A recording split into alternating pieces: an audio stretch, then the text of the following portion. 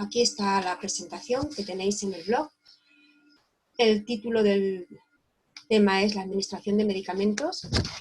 Y bueno, la imagen que tenéis ahí es la de la diosa Higia, que es la diosa griega de la sanidad y consiste en este símbolo que habréis visto muchas veces, que es el de una serpiente enroscada en un cáliz, que hace referencia a la sanidad y a la farmacología.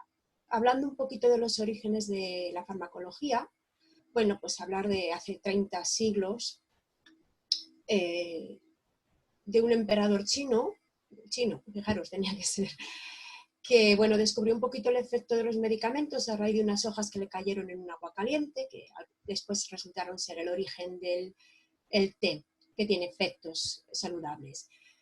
Ampliando un poquito respecto a este tema, hablar de la declaración de Helsinki, puesto que ahora estamos con la movida coronavirus, el probar medicamentos, vacunas y demás, cómo hacerlo antes cómo hacer para probar un medicamento antes de salir al mercado, sin que haya daño. Entonces, bueno, ya sabéis que se pide la colaboración de voluntarios, que tienen que haber un consentimiento informado, y todas estas cosas se acordaron en la Declaración de Helsinki en 1964, allá en Finlandia. Y esta declaración dice que el bienestar de los seres humanos debe tener siempre primacía sobre los intereses de la ciencia y de la sociedad, que debe haber un consentimiento escrito y que hay que tener cuidado si el participante está en una relación dependiente con el investigador.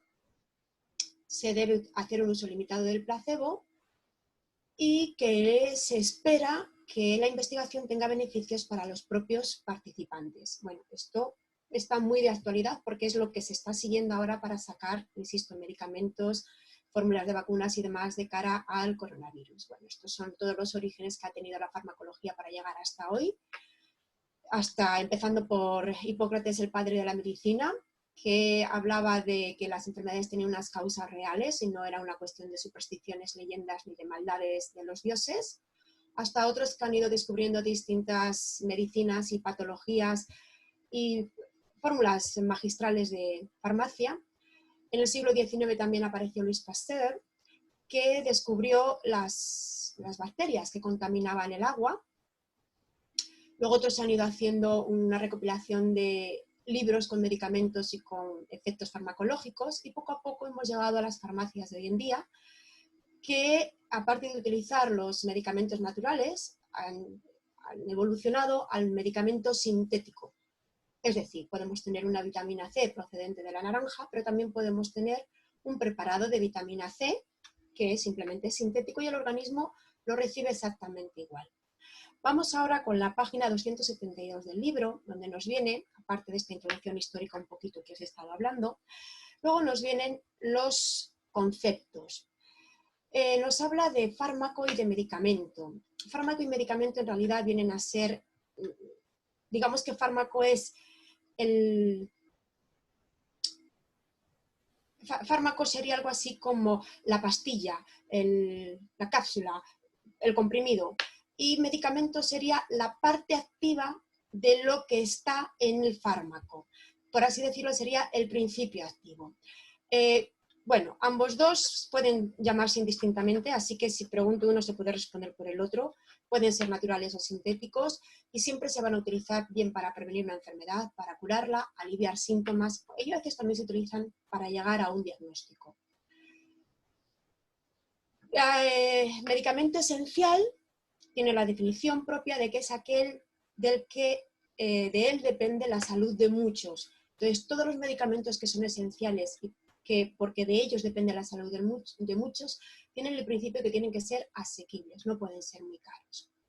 Luego está importante esto que es el medicamento genérico. Todos los medicamentos genéricos vienen con estas siglas EFG, que quiere decir que tienen el mismo principio activo que los medicamentos comerciales, la misma calidad, pero con menor costo porque no llevan nombre comercial. Un ejemplo de esto sería hablar del paracetamol. Paracetamol, cuando viene con EFG, normalmente cuando es un medicamento genérico, suele venir acompañado del nombre de la farmacia, del laboratorio que lo sintetizó. Y siempre viene EFG. Entonces, actualmente podemos tener un Efferalgan Normon es el laboratorio EFG, Y eso quiere decir que Normal ha sacado otro medicamento que también tiene paracetamol, pero que además ha soltado otro medicamento genérico que tiene el mismo principio activo que sería el paracetamol, pero sin la marca comercial. Un ejemplo de marca comercial de paracetamol sería, por ejemplo, el Gelocatil o el Efferalgan. Nos habla de la prescripción del medicamento. La prescripción es el papel con una orden escrita y normalmente se requiere que cuando un medicamento necesita prescripción, se habla de prescripción médica. Tiene que ser el médico quien lo prescriba, si no, no te lo pueden dar en farmacia.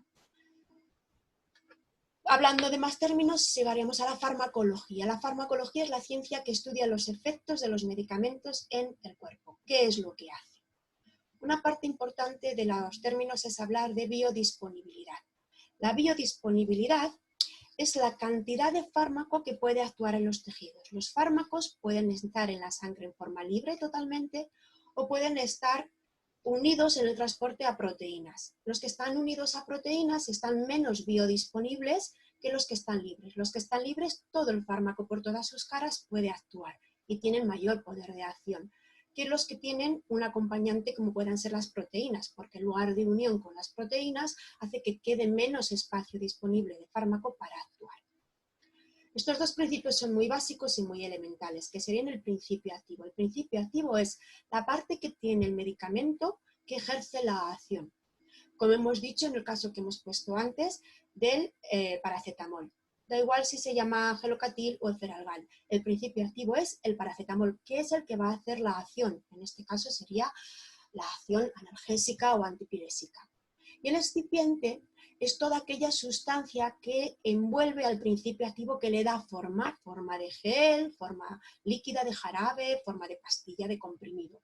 Normalmente suele ser sacarosa y poco más. Luego nos encontramos con que los medicamentos pueden venir en distintas formas. Esto lo tenéis en el cuadradito pequeño de la página 273 en las abreviaturas. Entonces podemos tener cápsulas, podemos tener comprimido. Comprimido, la palabra lo dice que es comprimido. La palabra crema es la que hace referencia a que el componente se hace con agua y se puede eliminar fácil con agua también. La palabra cápsula es aquella que tipo esta tiene una envoltura de gelatina. Normalmente cuando un medicamento viene en forma de cápsula es porque esa cápsula le da la posibilidad de atravesar el estómago sin que se estropee el principio activo. Esa cápsula, digamos que está protegiendo el principio activo para que llegue más allá del estómago. Ya sabéis que hay un pH muy ácido y algunos medicamentos se pueden inactivar por este motivo. La forma de gel es aquella que tiene un efecto refrescante. Todos los geles en principio son refrescantes. Y el principio activo está dentro de esa suspensión, ese agua sólida, por así decirlo. El jarabe se caracteriza porque siempre el principio activo viene en una solución azucarada, es muy dulzón.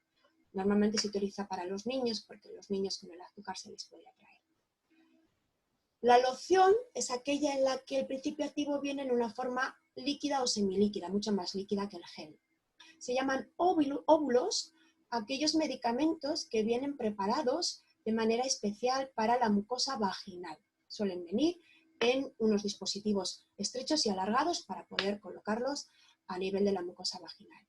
Así como los colirios es la palabra que se utiliza para poner una medicación siempre en los ojos. Colirio siempre va a estar asociado a los ojos.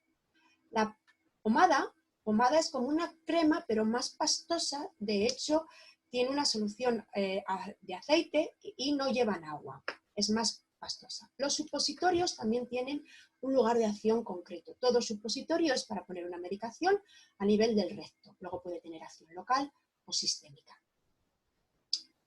Y los aerosoles, cuando se habla de aerosoles, también va a tener un lugar de acción concreto, que es que se van a poner a través de la nariz de inhalación. Las siglas, como se viene denominando esto, como lo tenéis en el libro, sería CAP para cápsula, COM para comprimido, ELIX para elixir, que no lo he visto, nunca he utilizado, GT para gotas, inyectable, pero normalmente cuando es inyectable se suele poner si es subcutáneo, SC, intravenoso, intramuscular, o mira, intravenoso otra vez. GHB, jarabe, loción, pomada, sol, solución, supositorio, TAP, que son las tabletas, o IN para inhalación.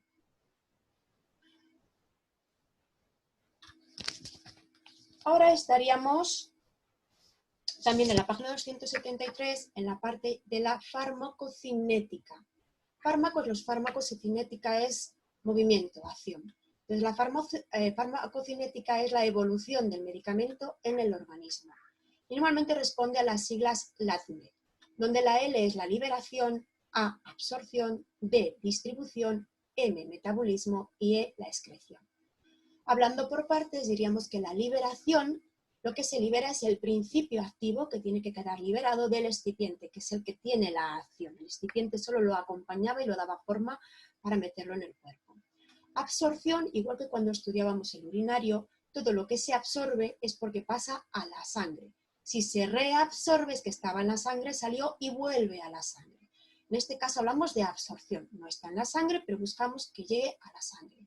Y tiene dos maneras de llegar a la sangre. Una que es directa, que es cuando se pincha directamente el medicamento en vena, llamado también vía parenteral. También puede ser vía intramuscular o subcutánea. Todas son de acceso bastante directo. Y las otras vías, que tardan más en llegar a la sangre y llegan de distinta manera y en menor cantidad y más tarde, son las vías indirectas, como puede ser la vía oral, los medicamentos por boca, o la vía tópica. Vía tópica es todo lo que se aplica por piel y mucosas.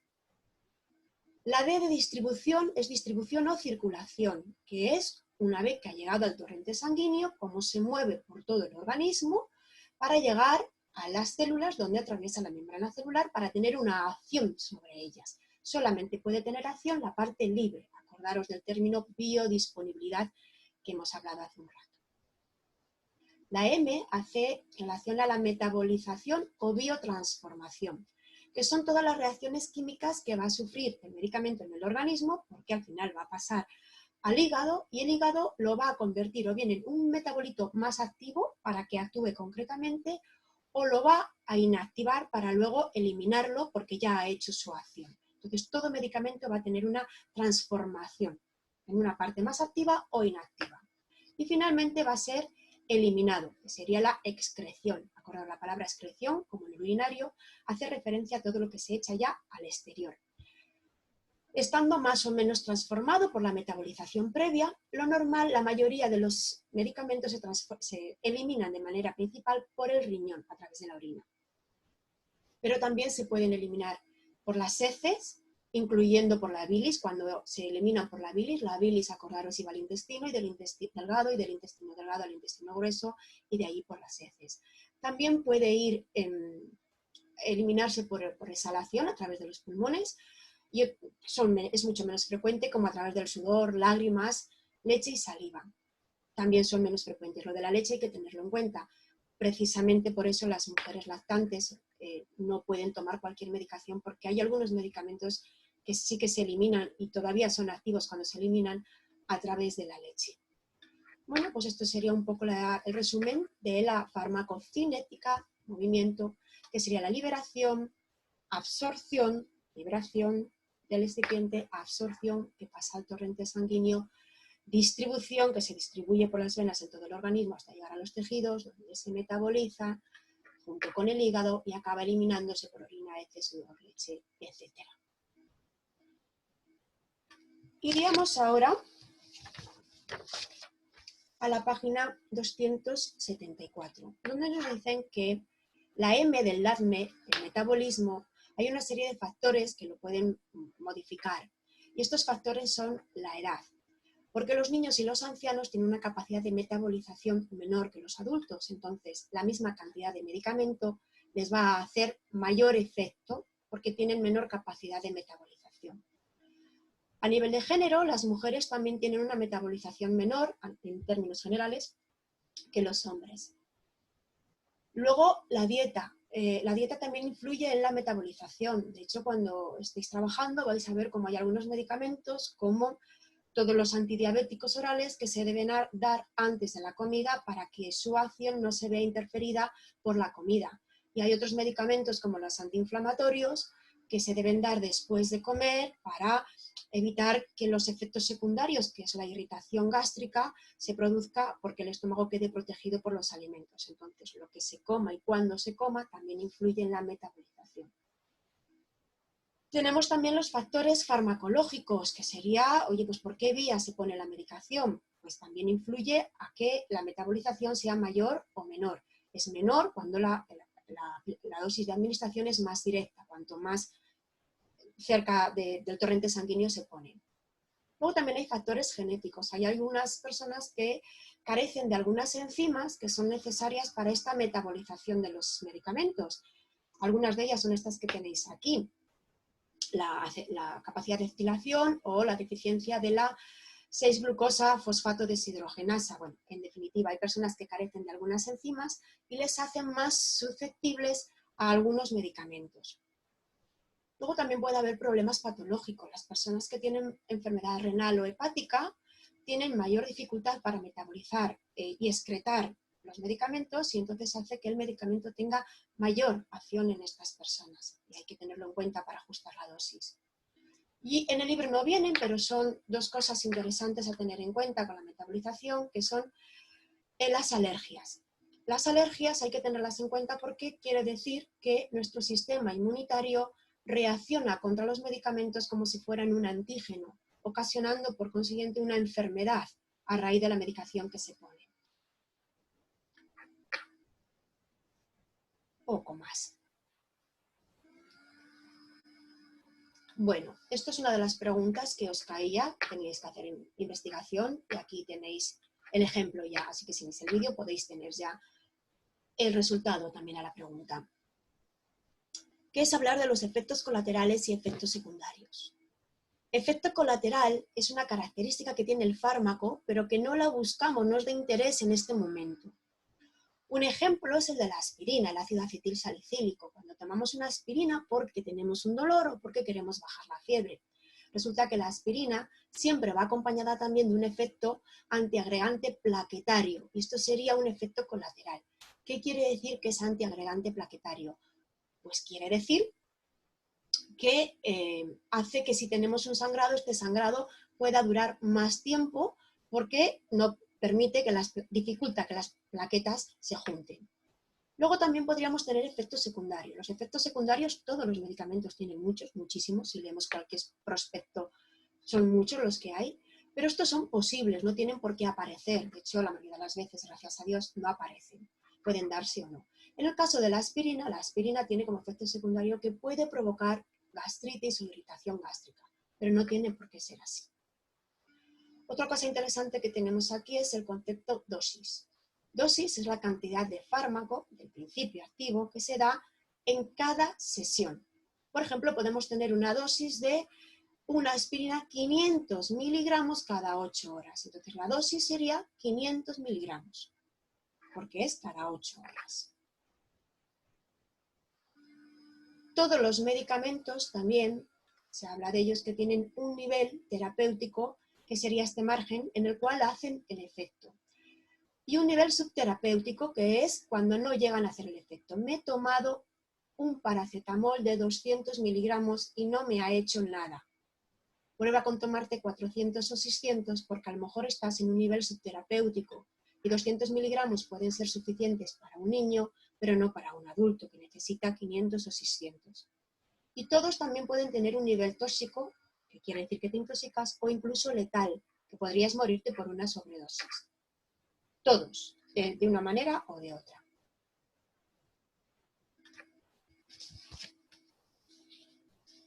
Las vías de administración de los medicamentos. Estamos en la página 275. Bueno, pues tenemos la vía oral, que es a través de la boca, a través del estómago, IM intramuscular, intravenosa, subcutánea, ID intradérmica, SL sublingual, VR es la vía rectal, VTOP era la vía tópica y la IN es la inhaladora, que es gas líquido o sólido pulverizado que se toman con los inhaladores. ¿Cuándo se puede tomar? Se puede tomar en desayuno, comida, merienda, cena, antes o después de desayuno, comida, merienda y cena, cada 8 horas. Estas cosas las vimos ya con la gráfica de enfermería. En el libro, en la página 275, en las abreviaturas de pautas de administración nos viene AC como antes de las comidas, AM por la mañana. Bueno, yo las indicaciones que siempre he visto están ajustadas con esto que hay aquí, que son las que vimos en las gráficas. Antes, desayuno, comida y cena, ANT, DP, desayuno, comida y cena, y bueno, pues seguiríamos con estas. ¿Qué más? Tendríamos también las gotas o instilaciones. Las gotas o instilaciones que se aplican en ojos o en oídos. Y luego tendríamos la vía tópica. La vía tópica es puede ser la vía dermatológica, que es la que se aplica por piel, pero la vía tópica también es por mucosas. Por eso podemos tener instilaciones o gotas que, como decíamos, se hacían en ojos, nariz, oídos y también en la nariz.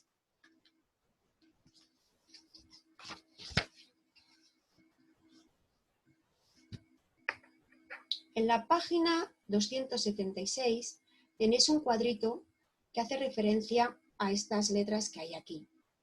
ECM, que es cuando en la cajita de la medicina viene ECM, quiere decir que es un medicamento con especialidad de control médico. EFG, ya lo vimos antes, quería decir especialidad farmacéutica genérica, los genéricos. EFP es aquel fármaco que tiene capacidad de tener publicidad, de publicarse y poder comprobarse por consiguiente sin receta médica. DH es para medicamentos de diagnóstico hospitalario. Siempre que viene una H tiene que ver con el uso hospitalario. Y esto se utiliza mucho en los centros de salud, que son los TLD, los tratamientos de larga duración, donde se pueden tomar por varias veces. En la misma página 276 nos habla de la acción farmacológica que tienen los medicamentos.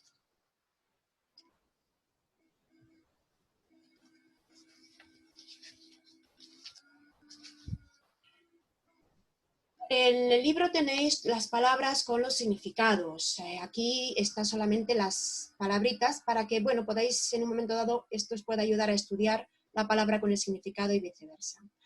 Antiácidos son aquellos que luchan contra la acidez. Hablamos sobre todo de la acidez gástrica.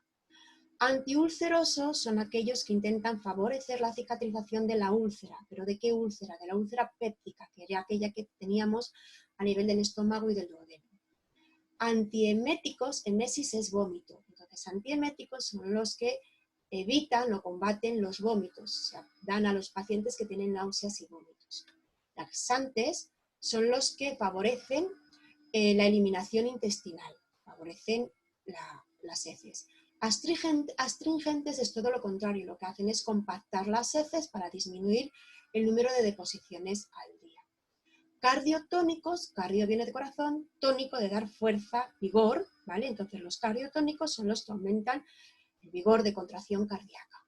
Los antiarrítmicos se ponen cuando hay arritmias cardíacas, alteraciones en el ritmo del electrocardiograma, son muchos, muy variados, con efectos tan variados como las arritmias.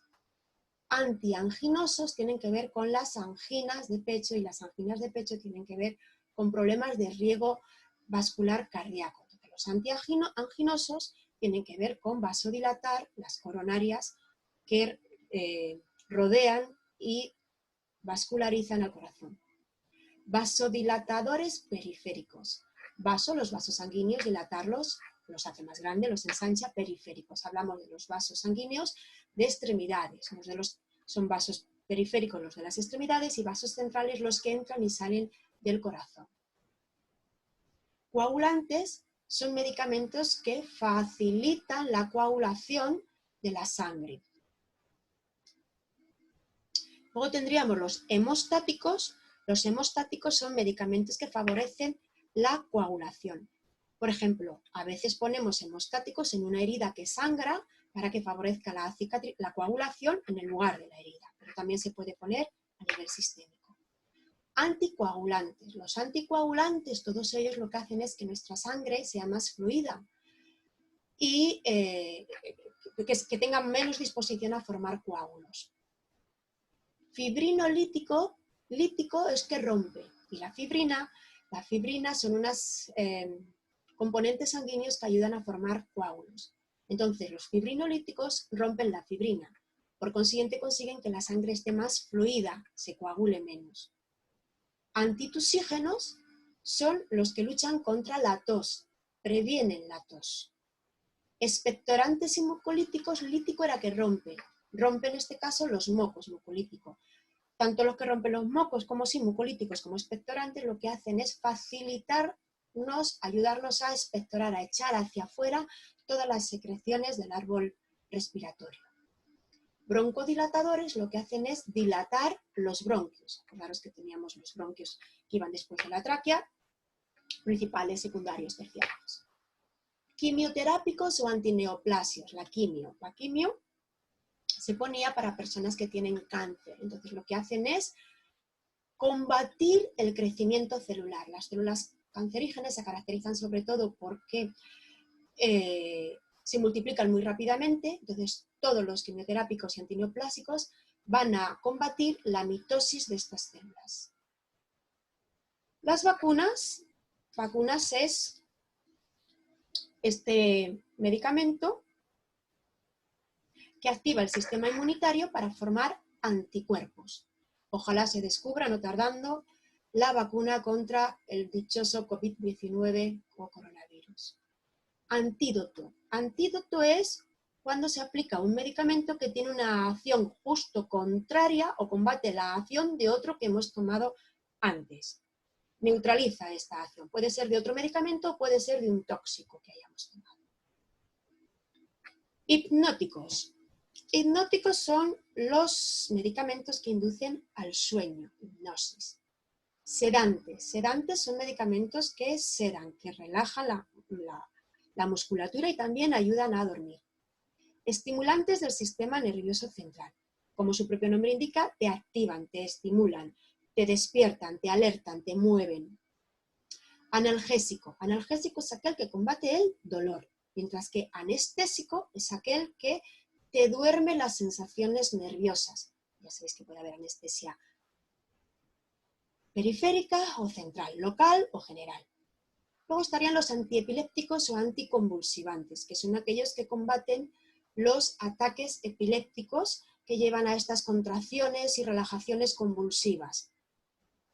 Los neurolépticos son medicamentos para corregir trastornos psíquicos, como por ejemplo con la esquizofrenia. Diuréticos viene de diuresis, son aquellos que favorecen la diuresis, por consiguiente la persona va a orinar mucho más. Antiséptico, sabéis por higiene, antiséptico es aquel que combate el crecimiento de los patógenos y los mata. Ese es el antiséptico, siempre y cuando se aplica en piel. Si se aplica sobre superficie sería desinfectante. Corticosteroides son antiinflamatorios, esteroideos. Cuando tenemos antiinflamatorios, tenemos esteroideos y no esteroideos. El ibuprofeno, por ejemplo, es un antiinflamatorio no esteroideo. Pero los corticoides son antiinflamatorios esteroideos. Son más peligrosos, son hormonas suprarrenales. Andrógenos también son hormonas, en este caso estamos hablando de hormonas masculinas. Estrógenos son las hormonas femeninas y progestágenos también son las hormonas femeninas. Insulina también es una hormona que también se utiliza como medicamento para la diabetes, para hacer que el azúcar pase de la sangre a las células. Y luego la palabra antibiótico era aquella que combatía las bacterias. Acordaros, para los virus serían antivirales o retrovirales, es lo que más hay. Y para los hongos serían los antifúngicos o antimicóticos. Cuando hablamos de antibiótico de amplio o corto espectro, quiere decir la capacidad de acción que tiene. Un antibiótico de amplio espectro es un antibiótico que puede combatir con una gran variedad de bacterias diferentes. Un antibiótico de corto espectro es activo solo ante un número determinado y más pequeñito de bacterias.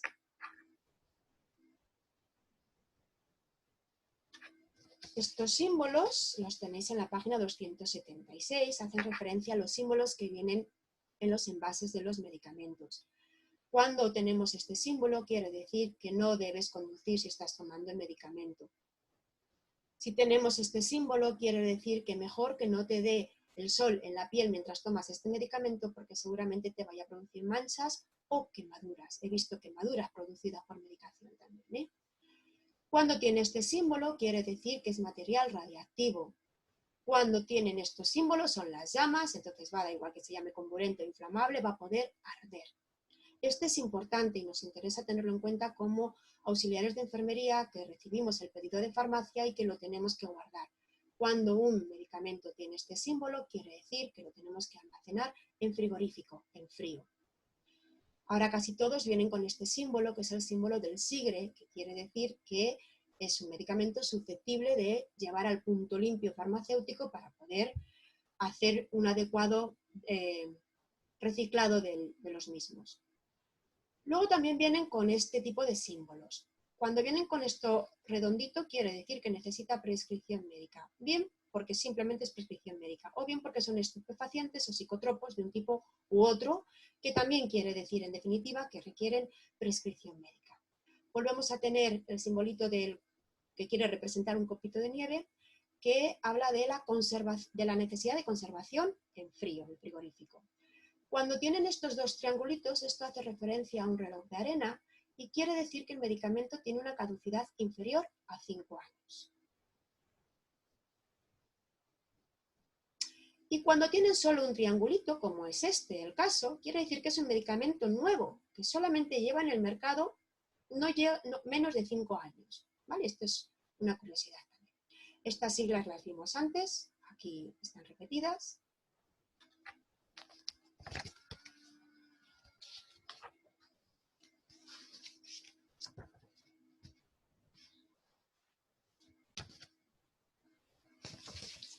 Bueno, creo que me he pasado al hablar de la acción de los fármacos, todo esto que hemos estado hablando antes, de los antiméticos y demás. Cuando hablamos de la acción de los fármacos, estamos hablando de la farmacodinamia, que es la acción y efectos que el fármaco produce en el organismo. Farmacodinamia. Tenéis la definición en la 274. Creo que ya lo había dicho, pero no me acordaba. Bueno, administración de los medicamentos. Estamos en la página 278.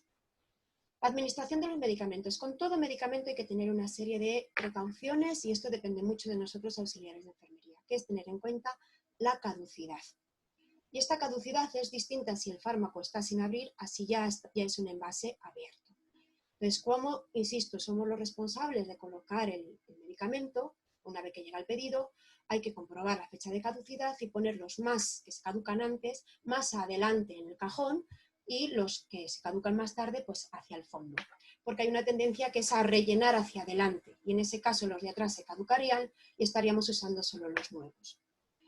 ¿Cuándo se va a poner algún tipo de medicación a un paciente? Hay que comprobar que estamos con el paciente indicado, que es la hora a la que le corresponde, la dosis, la hora si es las 6 de la tarde, la dosis si son 200, 300 miligramos, la vía, si va a ser vía oral, vía sublingual, rectal o la que sea. Normalmente cuando se pone la medicación, primero se hace con los pacientes que colaboran y después se hace con los dependientes. Los dependientes son aquellos a los que les tenemos que dar la pastillita, a veces machacarla, metérsela por la sonda nasogástrica o simplemente ayudarles y asegurarse de que lo ingieren. A veces, si tienen que tomarlo por ellos mismos, necesitan de empapadores o protectores, pues porque tienen dificultades para su autonomía. Pues vamos a administrar la medicación y en este caso la medicación vía oral. La vía oral es la más cómoda y segura, la primera vía de elección. Se absorbe como los alimentos a nivel del estómago y del intestino delgado. Ya sabéis, en el intestino delgado, sobre todo a nivel del yeyuno. Tiene unos inconvenientes, que es que irrita la mucosa gástrica, puede provocar náuseas y vómitos, a veces se inactivan total o parcialmente al pasar por el hígado y desde luego no es la vía de elección cuando un paciente está inconsciente, puesto que cuando está inconsciente no se le puede dar la medicación. ¿Cómo debemos actuar? Bueno, pues comprobar la caducidad del paciente, la dosis, el horario, etc. Y normalmente se dan con líquidos, normalmente con agua es suficiente, pero pueden ser compatibles con zumos u otro tipo de líquidos. Siempre conviene, como va a ser vía oral, que el paciente esté en Fowler alto o sentado, una servilleta o una gasa si precisa, y es muy importante comprobar que traga, por varios motivos. Uno, para evitar que se produzca una broncoaspiración y a veces también porque nos podemos encontrar, hay pacientes que no quieren tomarse la medicación, y lo que hacen es fingir que lo tragan y no lo tragan. Entonces tenemos que estar al quite para evitar este tipo de engaños. Bueno, se absorbe en el intestino delgado y pasa al hígado, y en el hígado a veces puede sufrir esta transformación, metabolización que decíamos que se producía antes. A nivel sublingual, algunos medicamentos típicos que se ponen a nivel sublingual son la nitroglicerina, que es un fármaco para cuando hay dolor precordial de infarto de miocardio, y la oxitocina, que es una hormona para calcificar los huesos. ¿Cómo se hace? Se pone la pastilla debajo de la lengua, no hay que tragarla. No hay que tragar saliva en un minuto, hay que utilizar la saliva para ayudar a disolver la pastilla y dejar el líquido ahí bajo la lengua, porque la lengua está especialmente vascularizada y esa vascularización periférica de debajo de la lengua es la que va a hacer que se produzca esta absorción. Tanto es así que es una vía de absorción rápida, porque es por la vascularización que tiene. Y además no pasa por el hígado, con lo cual no se inactiva tan rápido, es bastante activa. Inconvenientes que tiene: el sabor, que puede ser desagradable, la mayoría de los medicamentos son desagradables, y que se necesita que el medicamento sea muy potente para que en pequeñas dosis llegue a la sangre y tenga efecto, porque no puede absorberse grandes cantidades de medicamento por la vía sublingual. La vía tópica. Voy siguiendo un poquito con el libro, aunque algunas cosas van a estar un poco extendidas o repetidas y complementadas a veces. La vía tópica habíamos dicho que era aquella que se aplicaba sobre piel y mucosas. Entonces podíamos tener a nivel de piel dermatológica, pues que se limpia, se seca, si se necesita, si no. Y por ejemplo aquí se ponen los parches autoadhesivos, sellos, muchos medicamentos, desde anticonceptivos, hormonas, nitroglicerina también. La conjuntival u oftálmica requiere tener los ojos limpios. Si están limpios, pues ya está. Pero si están enfermos, tienen legañas, pues hay que limpiarlos. Y se echan al fondo del saco, se abre así un poquito y se echa en la parte de abajo al fondo del saco. Normalmente suele sobrar líquido, así que hay que extraerlo con una gasa. En este caso, como hablamos del ojo, el ojo se puede contaminar muy fácilmente y aquí sería recomendable que fuera limpio o estéril la gasa con la que se hace. Y por supuesto, sin tocar el extremo del medicamento con el ojo. Es más, hay que desechar una primera gota, como hemos aprendido a hacer con los antisépticos. En la vía óptica, ojo no va de ojo, va de oído. La vía óptica, la que va por el oído, el paciente está sentado y con la cabeza inclinada hacia el lado contrario. Y debe permanecer con la cabeza inclinada hacia el lado contrario unos 5 minutos después de que se haya aplicado el medicamento, para garantizar que está haciendo efecto en la zona y que no se salga para afuera. ¿Cómo se hace? Se coge la oreja y se tira hacia atrás y hacia arriba. De esta manera el conducto auditivo se pone recto y podemos echar las gotas sobre las paredes. Ojo, si es un niño hay que echar hacia abajo para lo mismo, para que el conducto auditivo esté recto y permita la entrada del medicamento. La vía nasal. La vía nasal es por nariz y requiere una hiperextensión, y también conviene que esté unos minutos después de echar las gotas, porque si no enseguida va a volver a salir hacia afuera. Es conveniente que mientras se aplica esta medicación respire por boca, para evitar que se forme un estornudo y salga todo hacia afuera. Esto cuando es con gotas. Si es en spray, también hay medicación nasal que se pone por spray. El spray es apretando y inhalando hacia adentro, y así la medicación se ha metido vía inhalación en realidad. Explicando un poquito más cada una de ellas. La vía cutánea o dermatológica. Decíamos que había que limpiar la piel si estaba sucia, y aquí pueden venir lociones, ungüentos tipo cremas o pomadas, polvos, aerosoles, parches, etc. ¿Qué hormonas, nicotina, nitroglicerina son tipos de medicamentos? Este es un parche, por ejemplo, ¿vale? ¿Qué ventajas tiene? Pues que es una técnica sencilla que se puede poner uno fácilmente, no requiere destreza profesional para ponerlo. Desventajas: a veces es incómoda, a veces es molesta porque hay que ponerla en sitios donde no facilita la estética, y que no siempre se tiene claro qué cantidad de medicamentos se está absorbiendo. Aquí tenemos la imagen de la aplicación de una crema.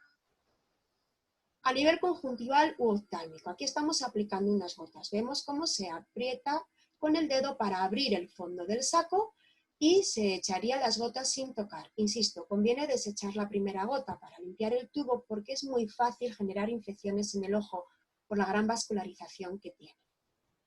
En el caso de que haya que lavarlo, pues aquí estamos viendo cómo se pone el cabeza lateral y se suele lavar a chorro desde el interior del ojo hacia el exterior y luego se seca.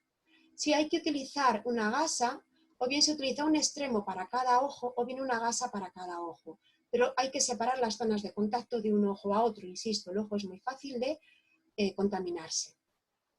Una vez que se haya echado la gota, se cierra y se da un pequeño masaje para ayudar a repartir sin apretar y se recoge el excedente. A veces para la medicación en los ojos se requieren lavados y cuando son lavados se utilizan pocitos como este que se ponen boca abajo y después hay una hiperextensión y en esa hiperextensión hay un cierre entre el pocito y el ojo y hay que abrir y cerrar el ojo y así es como se produce el baño o lavado del ojo que puede tener medicamento. En este caso lo que se está aplicando es una pomada. La pomada se pone también en el fondo del saco, a nivel de donde se pinta la línea, ¿vale?, del ojo, se pondría ahí. Se hace toda la línea. Se cierra, se masajea con una gasita y también se quita el excedente. Es muy importante con la vía oftálmica saber que todo medicamento que se utilice para los ojos y que lleva abierto más de un mes ya está caducado y no se debe usar, no porque no tenga efecto, sino porque es muy probable que produzca una contaminación. Y luego, si en ocasiones tenemos que echar a un mismo paciente y a la misma hora 2 colirios diferentes, hay que aplicar un colirio, esperar unos 5 minutos antes de aplicar el siguiente, 5 o 10 minutos para poder hacerlo. Si no, puede producir interacción entre los medicamentos y no sería deseable. Con la vía óptica, acordaros del oído, no del ojo, el paciente está sentado, la cabeza inclinada hacia el lado contrario del oído en el que vamos a poner la medicación y tirábamos hacia arriba y hacia atrás en el adulto porque esto hacía que el conducto estuviera más recto y se aplicaban las gotas, que por cierto deben estar atemperadas a temperatura ambiente, a veces es necesario sujetarlas un tiempo en la mano para que se calienten y se ponen que vayan pegadas a la pared. En el caso de que sean niños, con los niños lo que hay que hacer es tirar hacia abajo, lo mismo para que el conducto esté recto sobre las paredes, ¿vale? Esto es muy importante, no taponar después de echar las gotas. El paciente que se quede unos 5 minutos en esa misma posición, inclinado hacia el lado contrario, pero no taponar, porque al taponar, poner algodón o gasas, lo que va a hacer esto es absorber el medicamento. Con la vía nasal, cuando lo que queremos hacer es instilar gotas, lo que tenemos que hacer es que el paciente esté en hiperextensión y aplicamos el medicamento, este de aquí sería el correcto, el que va a 180 grados va hacia la pared superior de la nariz, porque el que va hacia la pared inferior como este otro lo que hace es que al final se traga y no estamos buscando ese efecto, estamos buscando un efecto respiratorio. Como ya hemos dicho antes, conviene que cuando se aplica medicación a nivel de las fosas nasales, el paciente respire para evitar estornudos. Si son sprays, el spray es como una inhalación forzada, que es lo que va a llevar el medicamento hacia arriba a las vías respiratorias. Todo lo que se inspira va al árbol respiratorio. Y las nebulizaciones son los aerosoles, que los hemos visto en la parte respiratoria. Son estas mascarillas que tenían el cacito debajo donde poníamos el medicamento con el suero salino, lo poníamos a la fuente de oxígeno o a la luz sin más y salía ese vapor de agua que era la nebulización. Bueno, ventajas e inconvenientes que pueda tener la vía nasal es que puede tener efectos locales a nivel de solo de la nariz, pero también a nivel sistémico, como cuando se aplican los aerosoles. Los aerosoles tienen un efecto sistémico. Es de absorción rápida porque también está muy irrigada. Desventajas que puede producir irritación, incomodidad, dificultad de hacerlo bien, muchas veces se acaba tragando y no se acaba de saber exactamente la cantidad de fármaco que le llega a la vía respiratoria. Para la vía genital teníamos los óvulos. Acordaros que los óvulos era medicación que se ponía exclusivamente a nivel vaginal. Entonces, para aplicarlo, pues hay muchas maneras. Tenemos a veces cremas que se ponen con dispositivos como estos, que se cargan tipo jeringa. Y después tenemos la posición ginecológica de cama, que ya la conocéis. Entonces es tener limpia la zona de entrada, si es preciso, introducir el aplicador, apretar el émbolo y la medicación quedaría introducida dentro de la vagina, cuello del útero, que es lo que se espera. Como siempre, conviene que la paciente esté unos minutos 5 o 10 en esta misma posición para que haga efecto local y evitar que salga al exterior sin haber sido absorbido por la mucosa. Como todas las medicaciones que se ponen en piel y mucosa, todas se deben atemperar siempre, sobre todo si han estado en la nevera. Si nos van a dar un masaje, van a hacer lo mismo, calentar las manos y calentar la crema en las manos antes de ponérnoslas en la piel, en la espalda o lo que sea. Pues lo mismo con toda la piel y mucosa. A nivel de la vía respiratoria, teníamos los aerosoles, que los vimos en el tema de respiratorio. Tenemos los inhaladores, que son los que vamos a ver ahora, y las instilaciones, que también las hemos acabado de ver.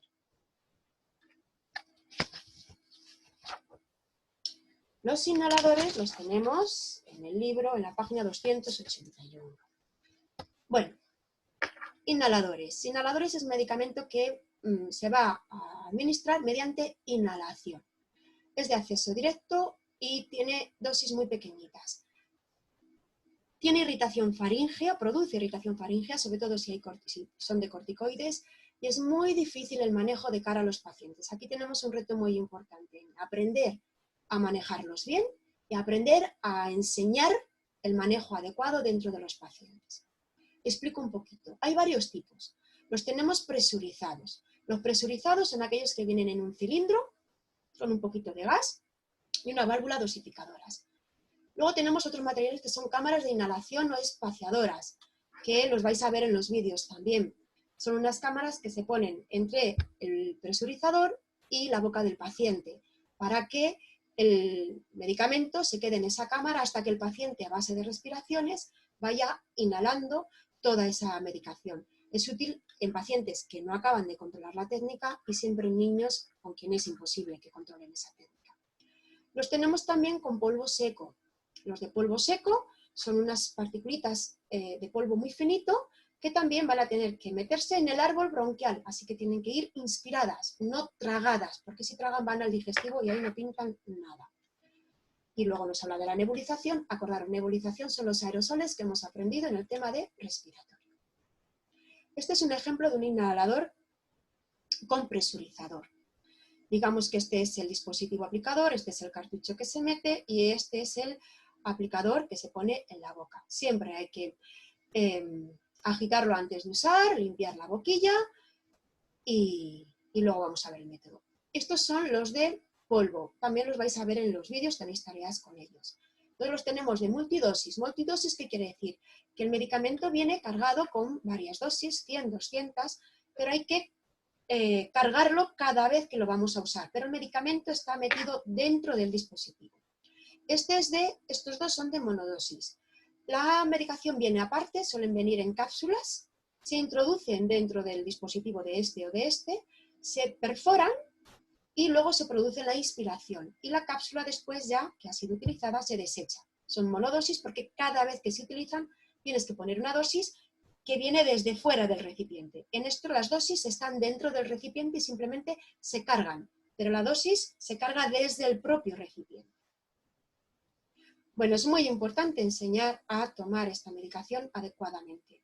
La mayoría de los pacientes que yo he conocido con esta medicación lo que hacen es tragarlo. Entonces vamos a aprenderlo bien primero nosotros. ¿Cómo habría que hacerlo? Pues tenemos en este caso un inhalador por presurización. Limpiamos, comprobamos que está todo limpio, se agita, expiramos de manera que nos quedamos sin nada de aire y sin nada de aire metemos el dispositivo en la boca y empezamos a coger aire a la vez que apretamos. Entonces está la medicación dentro de nuestra boca y nosotros estamos aspirando por la boca, pero aspirando, no tragando. Estamos aspirando de manera que llenamos los pulmones lo más que podemos y aguantamos. Una vez que lo tenemos ahí, aguantamos hasta 10, para que se reparta bien por todo el árbol bronquial. Después exhalamos Y si tenemos que volver a repetir, a veces son 2 inhalaciones, volvemos a hacer todo el proceso y una vez que terminamos siempre, siempre conviene enjuagarse la boca, porque a veces pueden aparecer candidiasis por efecto local del medicamento en la boca, por donde pasa, aunque no quiera. Pero insistimos en que buscamos el efecto a nivel de las vías respiratorias, no de la boca, ni de la garganta, ni del estómago digestivo. En este caso tenemos un inhalador en polvo. Lo que se hace es abrirlo. Después tiene, esta es la primera tapa para abrir, después tiene la segunda tapa que lo que hace es cargar. Ya lo tenemos cargar. A veces se ve el polvillo. Si no, si tenéis un dispositivo de estos en casa, después de cargarlo, lo volcáis sobre la mano y ya veréis como en la mano aparecen unas bolitas blancas de polvo blanco, que es el medicamento. Muy finito, claro, porque hay que inhalarlo.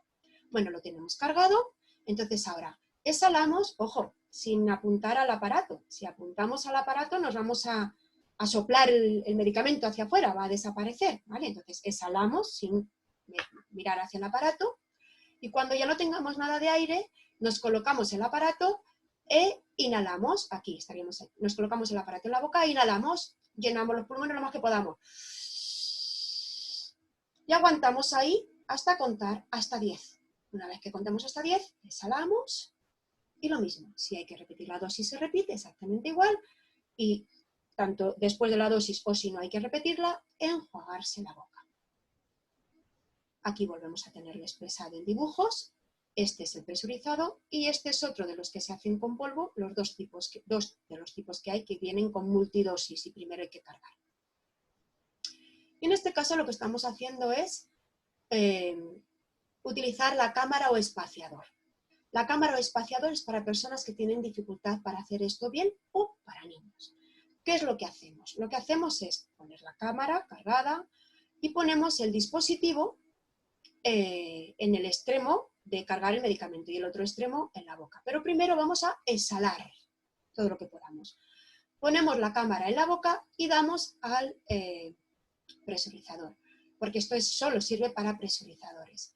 Entonces damos al presurizador y lo ideal sería inhalar todo lo que pudiéramos. Pero si no, normalmente los pacientes que tienen que utilizar cámara es porque no son capaces de hacer una inspiración profunda y efectiva.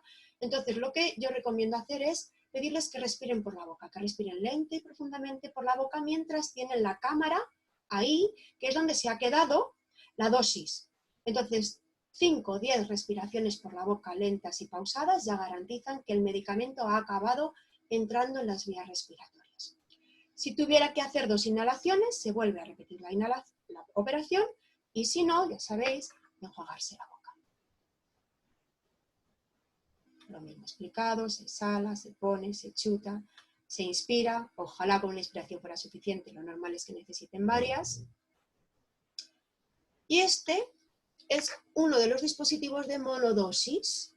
Había que abrir la primera tapa, abrimos la segunda tapa, aquí viene una cápsula independiente aparte, se pone la cápsula ahí, se aprieta este botoncito que lo que va a hacer es perforar la cápsula dentro tiene esos polvitos blancos de los que había hablado antes, se exhala hasta quedarnos sin nada de aire, ponemos la boca, inhalamos todo lo que podamos, aguantamos hasta 10, después exhalamos, retiramos los restos de la cápsula, lavamos el aparato y nos enjuagamos la boca.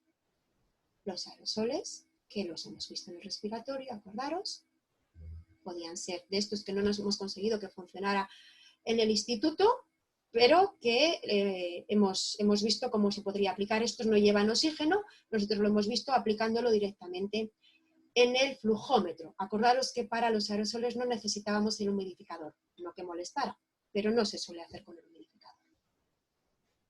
Con la vía rectal. Bueno, en el libro, en la página 282, en la parte de arriba, nos habla de métodos visuales y palpatorios para medir la respiración. Nada, pasa de eso aquí no pinta nada, ¿de acuerdo? Así que pasamos ya a la vía rectal, que la tenemos en la 283. Supositorio era una palabra que quiere decir que es un medicamento que se pone por vía rectal. Pero también vía rectal podemos poner pomadas, enemas, microenemas. ¿Qué ventajas tiene? Pues que se puede poner en pacientes inconscientes, también en pacientes que tienen una mala tolerancia a vía oral, porque tienen muchas náuseas, vómitos, etc. y tiene de positivo que elude parcialmente el hígado, con lo cual tiene un efecto de acción rápida e importante. Inconvenientes es que es muy incómoda, a nadie le gusta ponerse supositorio ni que se pongan cosas vía anal, que tiene una absorción irregular, va a depender de cómo esté la vascularización y que a veces suelen producir irritación local. En el caso de que tengamos que poner un supositorio, pues si ponemos un supositorio, lo que vamos a tener es al paciente en decúbito lateral. El aconsejable siempre para este tipo de cosas es el decúbito lateral izquierdo, pero lo cierto es que aquí podría ser cualquiera de los dos. Que tener la zona del esfínter anal limpia y seca, entonces con una mano separamos el glúteo de arriba y al paciente, ya sabéis, le decimos que coja el aire y en la expiración introducimos el supositorio. Supositorio que o bien se lubrica o bien se moja con un poquito de agua y entonces eso va a hacer que sea más fácil la entrada. Y luego hay que, como cuando ponemos el enema, hay que apretar un poquito con las nalgas porque si no siempre hay un reflejo de querer defecar y devolverlo hacia afuera. Entonces apretamos un poquito, unos segundos las nalgas para ayudar a que se retenga dentro. Algunas pautas interesantes. Si el paciente no colabora, suele ser más efectivo y se retiene mejor el supositorio dentro poniéndolo por el extremo no puntiagudo. Lo normal es ponerlo por el extremo puntiagudo para que entre mejor. Pero cuando el paciente no colabora, es mejor ponerlo por el extremo gordo porque casualmente hace que el supositorio se retenga mejor dentro. Y a veces también los supositorios a temperatura ambiente están demasiado pastosos y entonces es muy difícil ponerlos. Cuando esto sea así, conviene meterlos en el frigorífico antes para que cojan cierta consistencia y dureza para poder aplicarlos más fácilmente. Aquí, bueno, pues estamos mojándolos con un poquito de agua para poder introducirlo. A veces lo que tenemos que poner por vía rectal es un microenema. Microenema es medicamento que se diferencia de los enemas de limpieza o de medicamentos de retención que hemos visto. Microenema es muy pequeñito el volumen, se pone por vía rectal y normalmente se suelen poner para combatir el estreñimiento y bueno, pues no, vienen lubricados y si no se lubrica o se humidifica un poquito el aplicador, que sería esto. Lo mismo decimos al paciente que coja aire y en la expiración lo introducimos y luego, mientras está expirando, presionamos y rotamos el envase. Acordaros que con el enema comercial hacíamos un movimiento tipo acordeón. Aquí es un movimiento como de enrolle. Y nos quedamos con el enrolle sujeto y estando enrollado y sujeto, sacaríamos el medicamento y apretaríamos las nalgas. Por lo mismo que con el enema comercial, porque si quitamos ese enrolle, lo que va a hacer es volver a reabsorberse. Entonces, enrollamos, aguantamos ahí, quitamos estando enrollado, presionamos las nalgas para aguantar en la retención y ya podemos soltar y desechar. Por supuesto, como es normal, si requiere limpiar la zona anal y esas cosas. Con la vía parenteral. Vía parenteral, enteral era por el estómago, parenteral era pinchando a través de la piel. Entonces, vía parenteral van a ser la vía intradérmica, que se pone entre la epidermis y la edermis, la aguja está muy horizontal, subcutánea, que se pone debajo de la piel, entonces hay que pinchar, pellizcar un poquito la zona, normalmente es en el brazo, en el muslo, en el abdomen, y la aguja se pone a 45 grados respecto a la piel. Intramuscular, aquí no se pincha, se busca una buena zona con músculo, como pueden ser los glúteos, el cuádriceps o el deltoides, y la aguja se pone recta, 90 grados hacia adentro.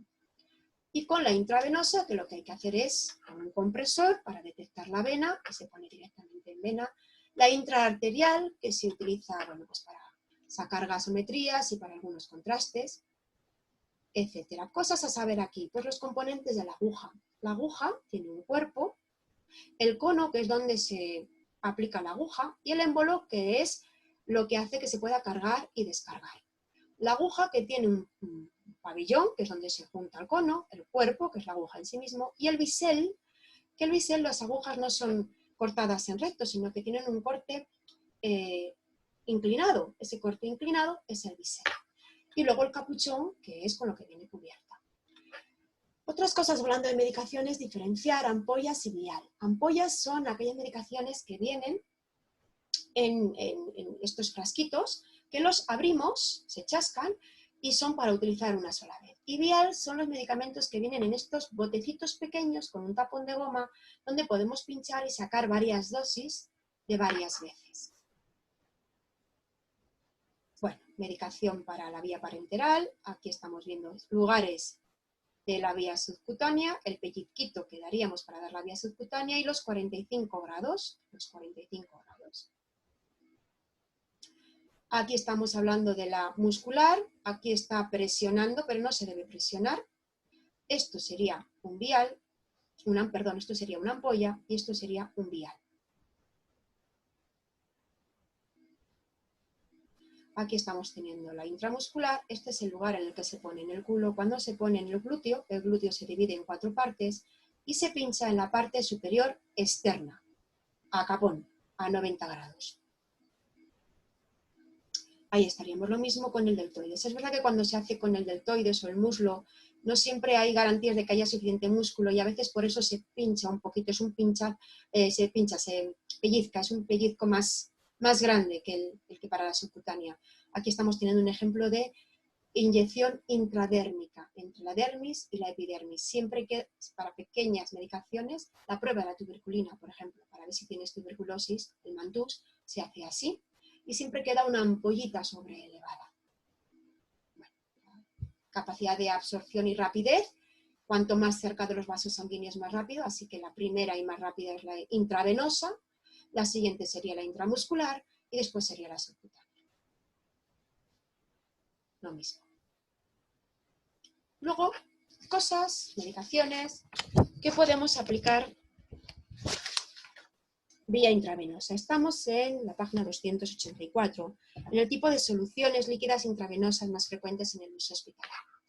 Pues lo más frecuente que tenemos son los sueros. Los sueros, cuando ponemos SS, quiere decir suero salino, que es lo mismo que suero fisiológico. El suero salino, suero fisiológico, se llama fisiológico porque tiene la misma concentración de cloruro sódico, sal, que nuestros fluidos corporales, es decir, de una concentración de 0,9%. Pero podemos tener sueros salinos a concentraciones superiores, pero entonces ya no son fisiológicos. Cuando tienen concentraciones, como por ejemplo aquí tenemos del 3, 5, 7,5%, son sueros salinos, con concentraciones de cloruro sódico de 3, 5, 7,5. SG se le llama al suero glucosado. El más habitual es el del 5%, es bastante frecuente, pero también los podemos tener de concentraciones mayores, 10, 20%. Y luego tenemos uno que es un poco mezcla, que es el suero glucosalino, que es parte glucosado y parte salino. Y los podemos tener una concentración de 1/3 o 1/5. Luego otros medicamentos habituales, estos de aquí arriba son súper frecuentes en todas las plantas hospitalarias. Menos frecuentes, pero que también se ven, tendríamos el bicarbonato sódico. Vienen en frascos igual, hay que leer bicarbonato sódico y tienen concentraciones diferentes. Nos van a pedir un 1 molar o un 1/6 molar. También el hemo-C, hemo viene de sangre, son macromoléculas para cuando una persona tiene poco líquido en las venas y a lo mejor está esperando una transfusión, pero hasta que llegue, pues se puede utilizar un hemo-C o albúmina al 20%. Y bueno, por supuesto se pueden poner sangre derivados y muchísimas otras aplicaciones más. Esto es un poquito lo más general. Aquí tenemos un suero fisiológico de 100 mililitros, bote de plástico. Si es fisiológico, acordaros, 0,9%. Aquí tenemos uno de 250 y otro de 500. Todos ellos fisiológicos, todos ellos 0,9%.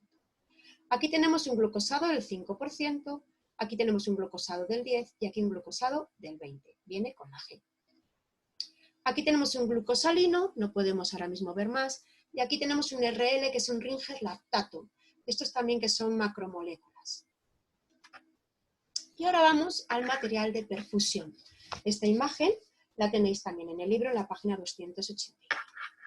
Entonces, tenemos el sistema de perfusión. El sistema de perfusión tiene varias partes. Tenemos el punzón para insertar dentro de la botella o bolsa, la cámara de goteo, esto sería la válvula antivacío, que tiene un filtro que permite entrar el aire, pero no los gérmenes, y en esta cámara de goteo pues hay que llenarla, o sea, al comprimirla, se llena de líquido y se debe llenar siempre hasta la mitad. Luego tenemos el sistema, la largadera por así decirlo, que tiene una llavecita de rueda que permite estar abierta o cerrada. En este caso está arriba, luego estaría abierta. Cuando está abajo, está cerrada. Para cargarla, en principio, tenemos que tenerla cerrada, pinchamos en la botella, cargamos aquí hasta la mitad, abrimos y esperamos a que el líquido vaya recorriendo todo el sistema hasta que gotee. Y ahí ya volvemos a cerrar. Este es el sistema. El sistema puede ir conectado a más cosas. Entonces aquí tenemos el mismo sistema que habíamos antes, con la botella donde se pincharía, y al final puede ir conectado directamente a la boca o puede ir conectado a un regulador de flujo, como es esto, un Dosiflow, por ejemplo. Este regulador de flujo también tiene esta ruedecita, se abre y se cierra, tiene una apertura total y un cierre total y una serie de numeritos intermedios. ¿Os acordáis cuando en la mascarilla Venturi poníamos distintas concentraciones de oxígeno? Pues aquí también tenemos para regular, pero lo que vamos a regular en vez de la concentración de oxígeno son los mililitros hora a los que queremos que caiga la perfusión. Entonces, lo primero que haríamos sería tenerlo abierto completo para poder purgarlo. A esto hay una llave de 3 pasos. Esta llave de 3 pasos también puede ir directamente aquí o puede ir después del dosificador. La llave de 3 pasos lo que nos va a permitir es poner 2 sistemas de suero a la vez para la misma vía venosa. Entonces, si tenemos todo el equipo completo, lo que haríamos sería tenerlo conectado, abierta la llave, abierto el regulador de flujo y cerrado la llave de rolón. Pinchamos en el suero, cargamos la cámara hasta la mitad presionando y una vez que tenemos esto, abrimos el rolón y esperamos a que todo el líquido recorra todo el sistema hasta que salga al exterior y no haya burbujas. En ese momento se considera que está purgado.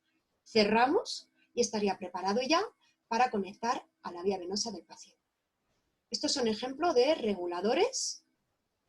Esto es la ruedecita con los números a los que tendríamos que dejar 80, 90, 60, 100, 200 mililitros hora.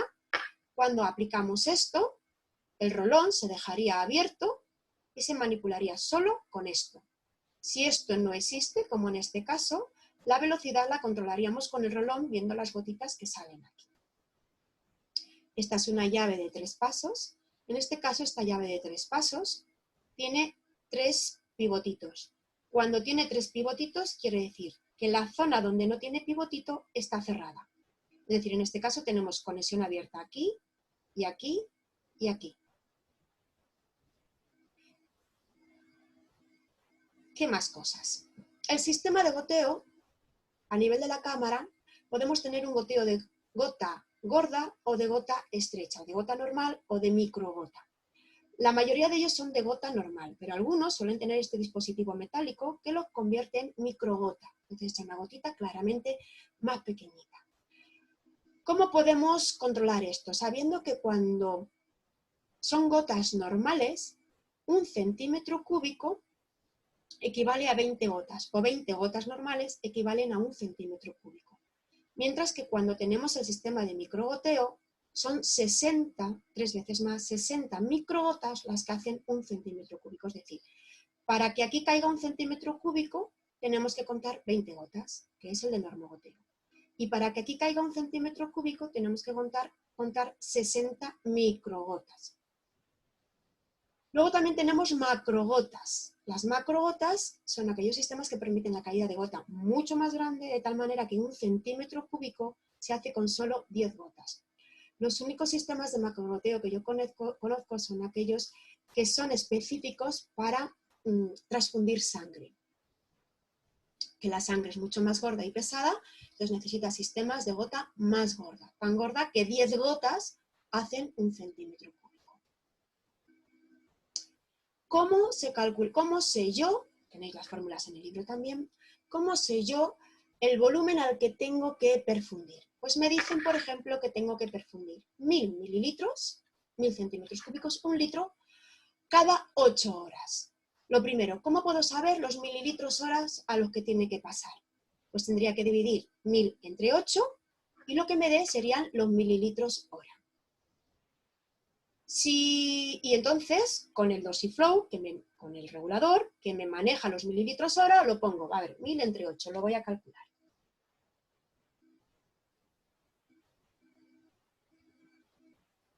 1000 dividido entre 8 me da 125. Pues lo tendría que poner, la ruedecita, ponerla a 125 mililitros hora. O bien con las bombas de infusión, que son como las bombas de nutrición que vimos en su momento, la pondría para que dejarla pautado que me vaya a 125 mililitros hora. Abro todo tipo de llaves y ya el regulador y la bomba se encargan de permitir el paso a esa velocidad. Pero si no tengo bomba ni tengo regulador y tengo igualmente que pasar 1000 mililitros cada 8 horas, es decir, a 125 mililitros la hora, ¿cómo lo puedo hacer? Pues tengo que regularlo con el rolón, con la llave de rolón. Y tengo que tener en cuenta si el sistema que tengo es de gota o de microgota. Entonces, ¿cómo lo hacemos? Teniendo en cuenta el número de gotas por minuto. Vamos a suponer que tengo un sistema de gota. Si tengo un sistema de gota, las gotas por minuto que tendrían que ir sería el volumen, en este caso hemos dicho que son 1000 mililitros, por el sistema de goteo, el de gotas, hemos dicho que 20 gotas son 1 centímetro cúbico, pues serían 1000 por 20 y partido por el tiempo en minutos. El tiempo en minutos hemos dicho que eran 8 horas. 8 horas en minutos son 60 cada uno, 6 por 8, 48, 480. Entonces, para saber el número de normogotas sería, en nuestro caso, 1000 por 20 y lo que nos dé partido por 480. Y lo que nos dé son las gotas que tienen que pasar en un minuto para que a lo largo del tiempo esté pasando a una velocidad de 125 mililitros hora. Si en vez de un sistema de normogota como este, donde 1 centímetro cúbico son 20 gotas, es un sistema de microgota, donde 1 mililitro o centímetro cúbico son 60 microgotas, en nuestro mismo ejemplo tendríamos que el número de microgotas por minuto sería 1000 por 60 partido por los minutos de las 8 horas, que eran 480. Y lo que nos dé serían las microgotas que tendrían que pasar en un minuto y con ello garantizaríamos la cantidad adecuada, los mililitros hora. Si fuera un sistema de macrogota con sangre, lo mismo, pero en vez de 20 o 60 se multiplica por 10. Siempre que en normogota nos dé una cifra, en microgota siempre va a ser lo mismo multiplicado por 3. Estas serían las correspondientes fórmulas. Bueno, pues avanzamos un poquito con esto de la medicación y nos habla en la página 286 de los posibles errores que pueda haber en la medicación. Bueno, pues son múltiples y muy variados. En la dosis, que nos digan 500 miligramos y resulta que damos una pastilla y en la pastilla resulta que es de 1 gramo o solo de 250. Entonces hay que fijarse en la dosis. No es una pastilla, son 500 miligramos. Si la pastilla es de 500 miligramos, es una pastilla. Pero si la pastilla es de 1000, es media pastilla. Y si la pastilla es de 200, pues son 2 pastillas y pico. La pauta, si es cada 8 horas, si es exactamente desayuno, comida y cena, la conservación, si necesita frío o calor para que no se inactive o se caduque, la interacción, si tenemos que tomarla junto con otros medicamentos o no, si hay alergias. Como estamos hablando a nivel hospitalario, siempre hay que registrar toda la medicación que se da. A esto me remito a cuando hicimos las gráficas de enfermería. Y por supuesto, siempre tener claro que el medicamento se lo estamos poniendo a la persona, al paciente, a quien está pautado. Esto que hay aquí son unos pastilleros. Los pastilleros son más para uso propio de los propios pacientes, las personas mayores, que suelen estar polimedicadas, entonces tienen medicaciones todos los días a todas las horas y esto les ayuda a tener la medicación, en este caso por los días de la semana, pero existen pastilleros todavía más completos que aparte de los días de la semana, cada día está repartido en 4 casilleros, de manera que abarca desayuno, comida, merienda, cena. Luego, pues hablando de la toxicidad, los fármacos tienen efectos beneficiosos y también efectos negativos. A veces como consecuencia de la acción farmacológica porque nos hemos pasado en la dosis y hemos hablado que toda dosis tiene un efecto terapéutico, pero también un efecto por debajo subterapéutico, y cuando es por encima siempre va a tener un efecto tóxico y que a veces podría llegar a ser letal o mortal.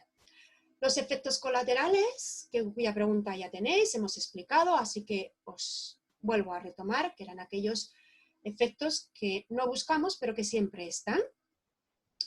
La teratogenicidad, que es cuando hace daño a nivel del embrión y del feto.